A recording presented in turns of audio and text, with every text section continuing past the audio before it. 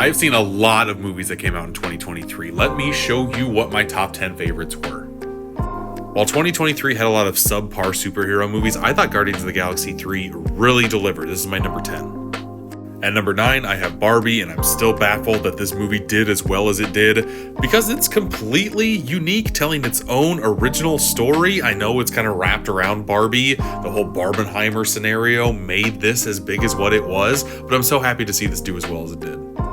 At number 8, I have Albert Brooks Defending My Life. I've only seen like 1 or 2 movies that he has been in, and after watching this documentary, I want to see his entire filmography because I was floored from start to finish with this thing. But on the flip side of the coin, at number 7, I have Still, a Michael J. Fox movie. This is streaming on Apple TV+. If you're a fan of this man, I highly recommend you stream it.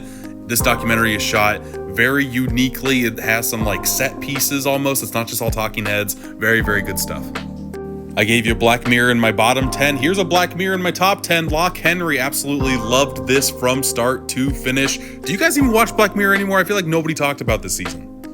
And speaking of movies that nobody has talked about this year, my number 5 is Theater Camp. This is streaming now on Hulu. Highly recommend it. Mockumentary is phenomenal, but it's not done that well that often. This is on par with like The Office, Parks and Rec's peak. And speaking of movies nobody's really talked about, number 4 is David Fincher's The Killer. I don't know if it's just because it's on Netflix and it just didn't catch that popularity bubble, but I think over the years this one is going to turn into a classic. Such a well-woven tale, couldn't get enough of this. And speaking of movies I could not get enough of, my number 3 is Spider-Man Across the Spider-Verse. Into the Spider-Verse is my favorite superhero movie of all time. I think it's more because it's like a well-told, complete story. This is one of 2 parts, but man, I want part 2 so bad. Isn't it crazy it was supposed to come out in March? It's not anymore because of the strikes and everything, but God, I want to see how this thing ends. At number 2, I have my favorite movie theater going experience of the year, and that's John Wick Chapter 4. Sure, the first hour and a half, they're intriguing enough, but the last hour of this movie is the best action set pieces I've ever seen, and it just continues to crescendo. So good. Even if you don't watch the entire movie, I will watch the last hour of this on repeat and never get bored. God, it was so good.